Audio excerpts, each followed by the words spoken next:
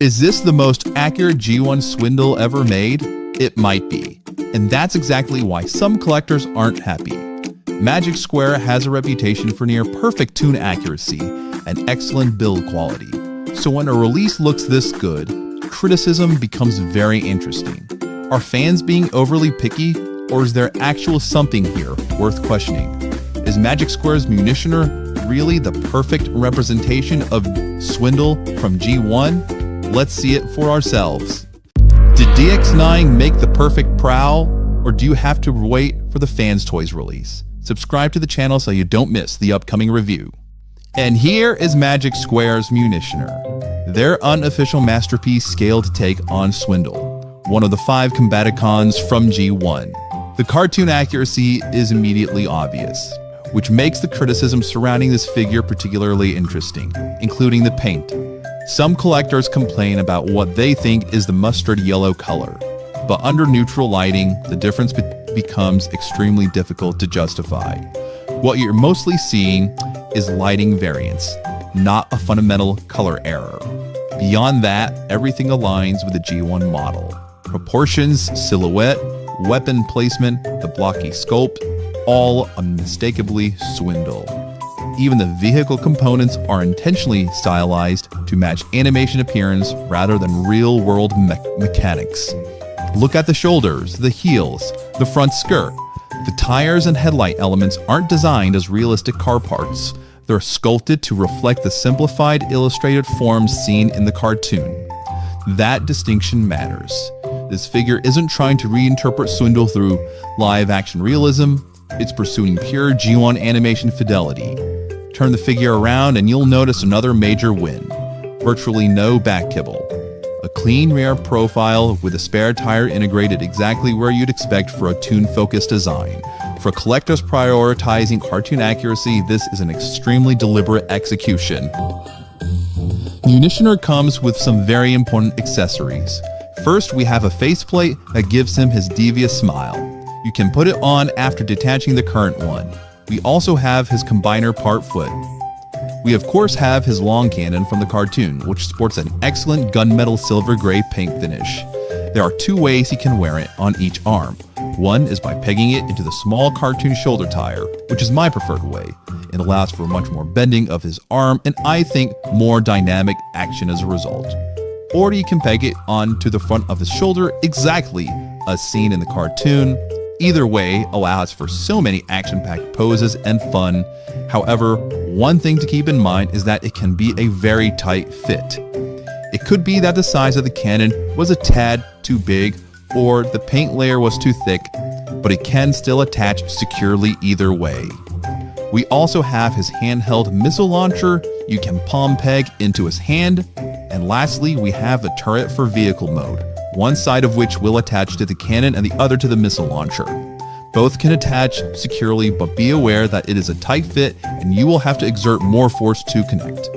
Tightness also commonly happens during transformation, making the process very flimsy.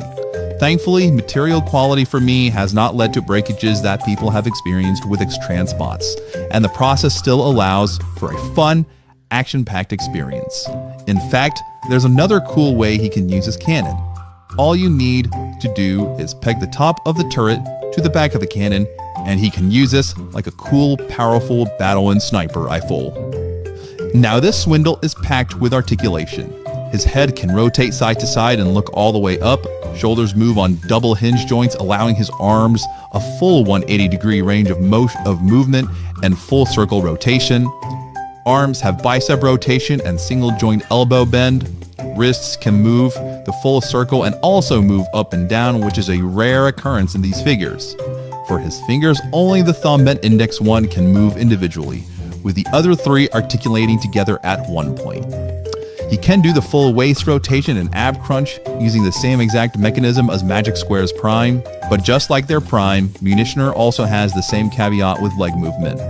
You can move his leg all the way up more than 90 degrees, but I highly recommend moving the side hip skirt out of the way, as that front piece moves up by default and can collide into that side piece, which can potentially cause breakage issues if happening repeatedly. Of course, when you bring the leg back down, you're gonna have to ensure that the front piece also goes with it. This guy also has heavy thigh rotation that makes up for a lack of foot rotation and a double jointed knee bend going past 90 degrees. Feet have strong ankle tiltage but very little range for moving up and down. This is because they don't have the complex articulation mechanisms in their prime that others have ironically criticized. Nevertheless, he can pull off so much action as we're about to see now.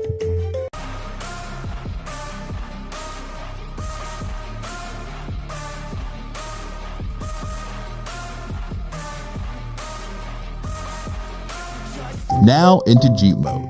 I'll show the full transformation in a separate video very soon, but just look at this result. Once again, Magic Square absolutely nailed it. Paint, proportions, everything. Every detail you expect from Swindle's G1 Jeep is here.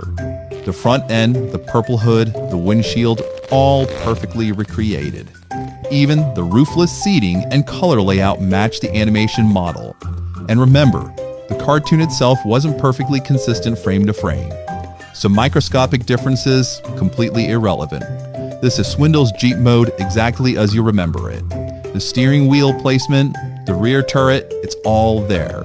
And yes, that turret rotates. Both the missile and cannon articulate independently. But because it's quite difficult to attach the cannon, rotating may be a bit stiff. But it doesn't ruin playability at all. For a G1 style Swindle, this is perfect. And that's it for Magic Square's Munitioner. While it perfectly gives homage to the cartoon, it isn't without its flaws. There are a lot of tight joints you must deal with in transformation that makes it more flimsy and painful than necessary. Thankfully, material quality remains solid. You can have loads of fun with a high amount of articulation. You can bring alive the same cartoon action. Constant tightness with the joints and accessories can make it harder to handle this guy, but it's the same Swindle you know from G1, and there's no need to complain, not even the paint. For that, it deserves a 9.3 out of 10.